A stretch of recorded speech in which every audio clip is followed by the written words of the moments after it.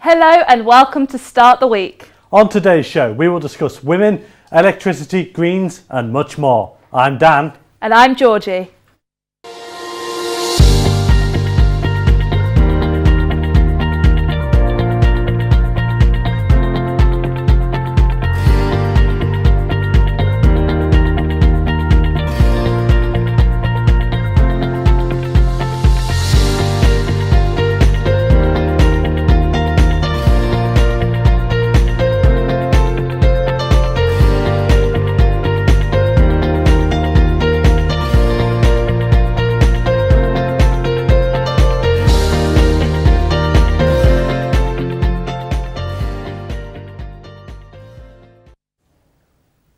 The date is the 20th of March.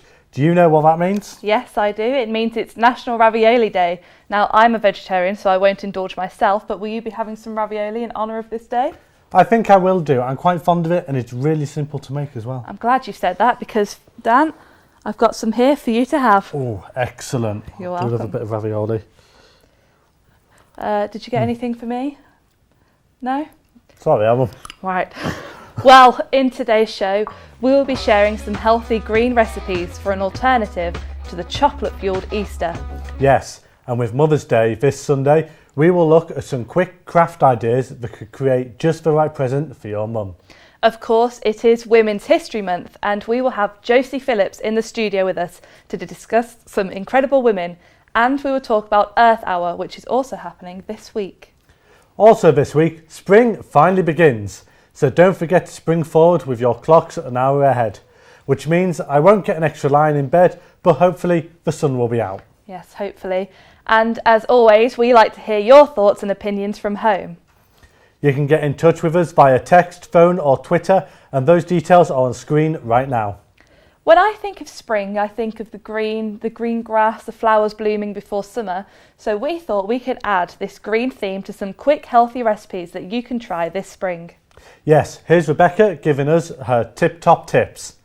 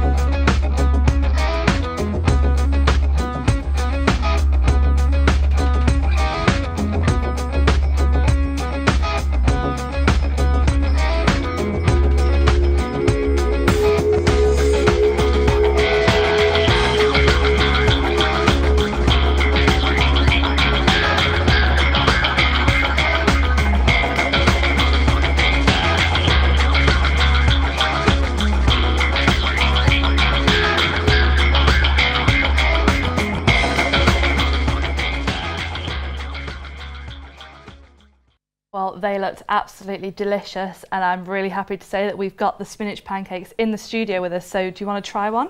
Absolutely, let's give it a crack. Ooh. So we've got some grapes, some dairy-free yoghurt and some syrup. So I'm not too keen on yoghurt, so I think I'll give that a miss, but I think I'll try it with maple. Right, okay. Definitely a way forward. I think I might just try one plain. There we go. Ooh. I'm making a mess. Ooh. I'm making a mess already. This is awful. With a grape. That's brilliant. It tastes really fruity with the fruit, obviously. It's surprising you can't taste a lot of spinach either. No, you can't. It's really clever. Obviously, when you said spinach, I was like, yeah, what? no. Oh, absolutely divine. Brilliant. Right, well, it is Mother's Day on Sunday, and for those of you with young children, this will mean that there's lots of crafts and homemade gifts going on. I remember making them for my mum, but has this tradition changed over the years? I spent an afternoon with primary education student Molly Bloomfield to make some crafty goods.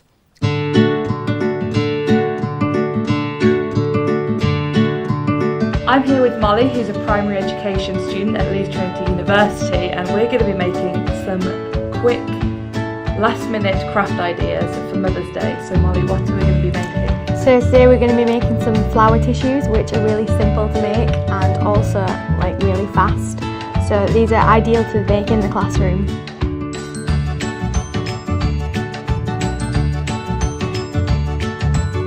First you need a tissue here, just to prevent any mess at all, and then 3 tissues to make your flower. So you're going to put all 3 tissues on top of each other, and then you're going to fold in an accordion style. So first you go one way, turn it around, a bit like a fan.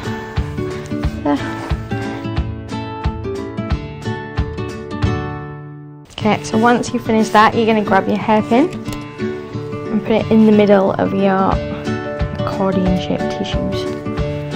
So once you've got that in the middle, you're going to make your sides shorter, which start to make your petals. So you're going to rip here, like that, and rip on the other side as well. Get your base tissue because you're going to start making some colourful. So you start by curling just the tips of your flowers. Yeah. Make sure you get all the way in the middle as well, and on the other side. It's quite therapeutic actually. Yeah. And once you've done that, you need to roll your edges in to this side of your bobby pin. So we're separating the 3 Yeah, tissues. and you've got to separate the 3 tissues at the same time. So once you've done that, you should have a flower shape, which looks like this. So you're going to put that to one side for now and grab a green strip of paper. Card works too, but as it's a lot easier to work with, paper can be easier for children. So we're going to start at the corner and roll in a diagonal line all the way up to make a stem. So once you've rolled your piece of paper, you're going to sellotape it to secure it in place, and then you're going to attach to your flower, like so. And there you are, there's your Mother's Day I think they look quick good. craft I flowers. think they're very easy for last minute, and you probably have all of this in your house already. Okay, so we've got our flowers, so now we need to make our Mother's Day card. So Molly, what are we doing here? So basically we're just going to make a normal card, but on the top we're going to have a child's handprint that's signing in British Sign Language, I love you, which would be a nice sentiment for Mother's Day. So now we know where our sign language hand is going to go on to. So next we're going to grab your bigger bit of paper, take a pencil, because if you go wrong you can do it again, and then draw around your hand. So once you've cut out your hand, you're going to take these 2 fingers from your hand cut out and fold them down like so. Once you've bent them, you're going to put a strip of glue down the middle of each one of the bent ones. So now you have your hand sign for your card, which says I love you, and then you're going to turn it around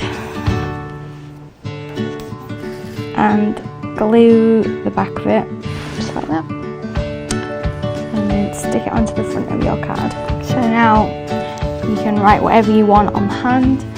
Inside the card, around the hand, it's completely free rein, which allows children to be creative while they're making it. So here's our final product. I messed mine up a little bit. I'm sure children will be much more creative with this kind of thing. Yeah. And it's quite a nice symbol there and something a bit different. Yeah, it's nice. Also, you don't have to just use the coloured pens. You could also use paints. You could use different materials like pom-poms and things for the flowers. There's loads of possibilities to do with this card. I even added on our flowers on here as well.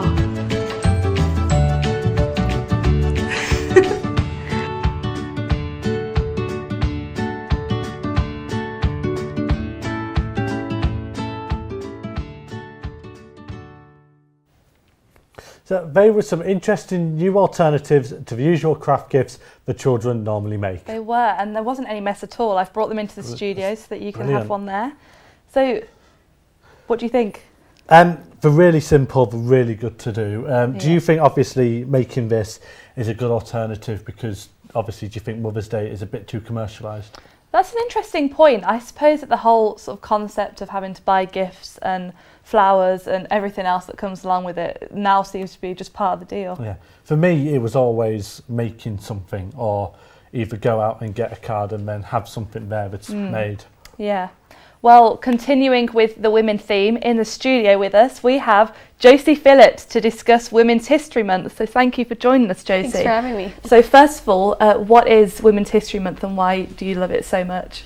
Well, it's just a month where we looked at the contributions and struggles that women have made throughout history and appreciate that and educate ourselves so that we can, for me it's important because just to go forward, you have to know where you've been. Yeah. Oh, I definitely agree, yeah. So, elaborating on you saying it's important, why do you think it's important that everyone else knows about it? Just because... I guess a lot of people should know about it because women are obviously great. So, yeah, I think that's... thousands of people took part in the anti-Trump marches that took place in January. How do you think this highlights the fight for women's rights? I think it's important because it shows how feminism has evolved. And it's not just women now that they're looking to celebrate the rights of everybody, like all minorities, not just women. Yeah, no, I definitely agree. Yeah. So when people think of iconic and powerful women, the first one that come into my head are Anne Frank, Rosa Parks, Florence Nightingale. Is there any others that you would put up there as well? And why do you think it's important to celebrate them as well? I think nowadays there's women like Michelle Obama and Emma Watson, and even just women in our daily lives that are like our friends and mothers and stuff. It's important to celebrate them because... Yeah, I agree. I think, it's changed a lot since before when women weren't really, seen as historical figures or important women in society. And now, like you said, you've got Michelle Obama, Emma Watson, who's just been in Beauty and the Beast. Yeah. And there's loads of women out there that are always constantly in the media. Do you think it's important that young girls should look up to these women that have, become so famous and like important figures, or do you think it's more important for them to, look up to their mothers and people in their lives that are closer to them? I think both, because you see your mothers doing things in your daily lives, but then you see these women that do amazing things too. Yeah. So I think it's important to look up to all women. Yeah. I think most of us do aspire, not just women, men as well, aspire to be people that we, constantly are seeing in the media, in the news, and also people in our lives as well. I think it is important to look up to people like that. Do you agree? Yeah, absolutely. It is a essential part, not part of obviously for women, but for me as well, looking at it from a man's perspective, it's interesting to learn as well, everything else. No, I agree. Well, thank you so much for joining us, Josie, and discussing that with us. Yeah. So obviously on Saturday, people all over the world will be taking part in Earth Hour. Yes, this is a global event that's run by the WWF on the 25th of March this week at 8:30 p.m. for 1 hour, where all electricity is turned off to show solidarity against the rise of global warming. The first one took place in Sydney 10 years ago, where around 2 million people took part, and since then it's become a worldwide movement. Some of the organisation's notable works include advocating laws to protect the seas in Russia and Argentina, as well as plant the first World's Earth Hour forest in Uganda. It's a bit of a mouthful there, wasn't it? So why not switch off for climate change this Saturday? Visit www.earthhour.org for more information. So we're coming towards the end of our show. So it's a time to share the exciting events and entertainment in Leeds this week. That's right. Firstly, in the arts world, for all of you Disney fans out there, Disney on Ice 100 Years of Magic will be on at the First Direct Arena from the 22nd to the 26th of March. For you theatre lovers or Shakespeare goers, Romeo and Juliet will be performed at the West Yorkshire Playhouse until the 25th of March. And if you fancy something a little bit different or have been intrigued by our women empowerment today, the Leeds Industrial Museum are hosting a Women, Work and War feature from the 21st to the 25th of March. Now, on to music. This week at the O2 Academy, Emily Sandé will be performing on the 22nd of March and James Arthur will be performing on the 25th. Yes, and in the sporting world, the ongoing Special Olympics World Winter Games in Austria will be coming to a close on the 24th of March, so don't forget to catch the results. That was a bit of a mouthful. Yeah, there. I have been practicing I that struggled one. just looking at it. Right, so that's unfortunately all we've got time for today. So please join us again next week for another episode of Start the Week. I think I really enjoyed this episode with the recipes. It's been absolutely brilliant. I think I'm definitely going to go home, try some of the recipes we've got. Yeah, and I think also we'll have on the show some of the Mother's Day crafts that you've been making at home so we can see what you did for Mother's Day. Like we said earlier, don't forget to text us, call in, or email or tweet us to let us know what you've been going on this week. Yeah, and a special thank you again to Josie Phillips who came in to talk to us. I do think that it's really important that we raise awareness about Women's History Month and talk about women more, especially as you know the things that are going on in America, and you know it's important to make sure that feminism, which also includes men, make sure that we all come together and stand in solidarity. Absolutely. Well, we have Black History Month, so obviously we need to look at other aspects as well. It's very important, and I think it will help a lot of people in the future as well. Yeah, and also Earth Hour, definitely going to be taking part in that. Absolutely. Everything off for an hour. It's so simple, easy to do, easy exactly. to do. Might miss the internet a bit, but you know, you never know. We'll be all right. So yes, that is indeed all we have time for. So do join us again next week. So it's a goodbye from us. Until next week. See ya.